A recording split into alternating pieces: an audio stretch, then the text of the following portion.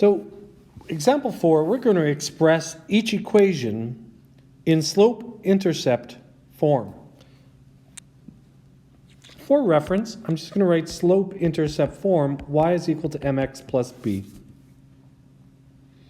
In other words, I need to isolate y to one side.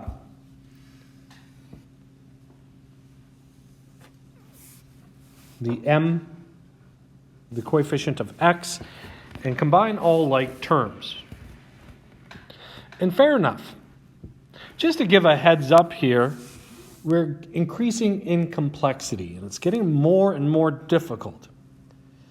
Keep our thoughts simple. So often what we're going to maybe help us out is you'll have some, it looks like the slope point form that we have.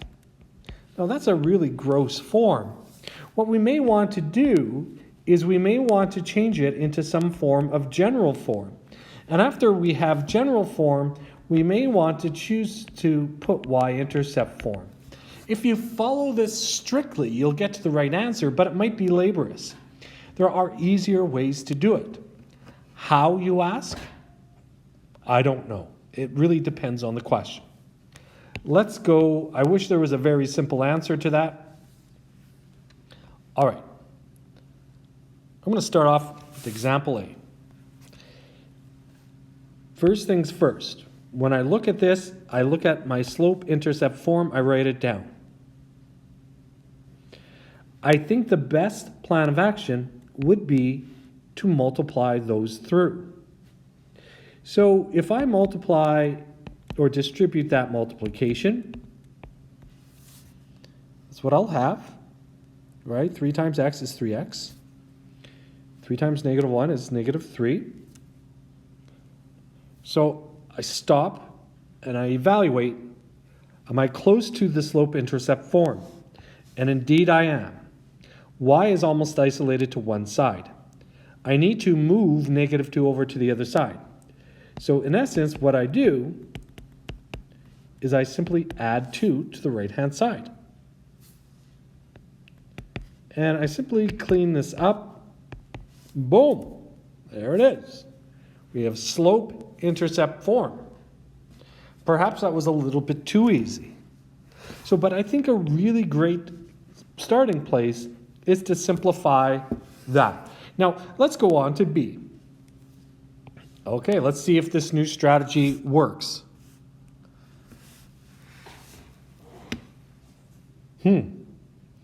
I am going to distribute that multiplication to the right-hand side.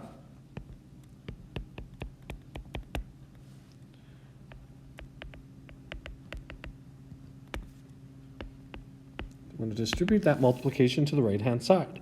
So I have 3 plus, or y plus 3 on the left-hand side is equal to negative 4 times x, negative 4 times negative 2. Now, do I have slope-intercept form, which is y is equal to mx plus b? Pretty soon. Only thing that's holding me back is this constant here. So if I subtract 3 from both sides of the equation,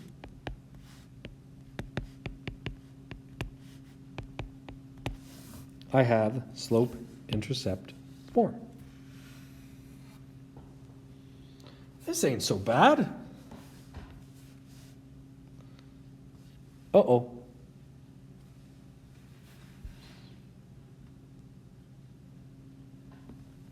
Okay. I don't know about you, but I don't mind fractions. Do you like fractions? I'm going to solve this 2 ways. Way number 1 is the exact same way as we solved the previous 2. I like fractions, though. Good at them. Nobody likes them. I should probably say I'm good at them. So what I'm going to do is I'm just going to distribute that multiplication. So I'm just going to say distribute my multiplication. Rope this off, move it over there. Give myself some space. So, trouble. So I'm going to distribute that multiplication. So when I do that, the left-hand side is going to stay the same. So it's still y minus 2. But the right-hand side is I'm going to choose to write it as 3 over 4x plus 3 over 4 times 8. So this is the thought that is driving me a little bit crazy. I'm going to simplify the underlined area, and it's 3 minus 2, so I just simply copy out all the rest. And what is 3/4 of 8, or 3 over 4 times 8? And I know that to be 6. Now, perhaps I should show you something a little bit interesting. We talked about A times B times C is equal to B times A times C. In other words, order of multiplication doesn't matter. So what I can do is I can be a little bit clever with this. Like, did you guys know that dividing by 4 is the same as multiplying by 1/4? Did you guys know that? Like 4 divided by 4 is, oh wow, 1. 4 divided by, or 4 times 1/4, hey wow, that's 1. So it's really the same. So whenever we have consecutive multiplications or divisions, we can change the order, provided that they're not broken up into binomials. So how I thought of this was 3 times 8 over 4. So really I just moved the division sign over 8, and then boom, we know that this is 3 times 2, or 6. There we are. Let's get back to the question. Now I need to isolate y. We're almost there. So I'm going to add 2 to both sides.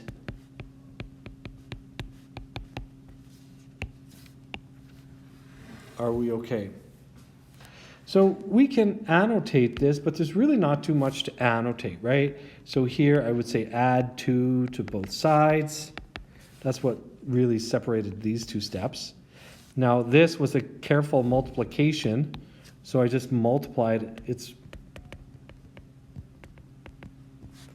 3/4 times 1/8. And hopefully that helps you out, that little thought. So let's move on. Boom. Let's do this. What am I going to do?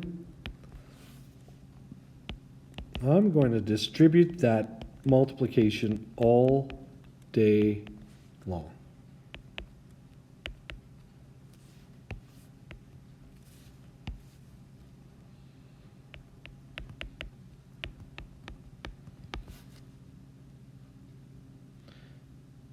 So there we have it. Negative 7 over 3 times x is negative 7 over 3x.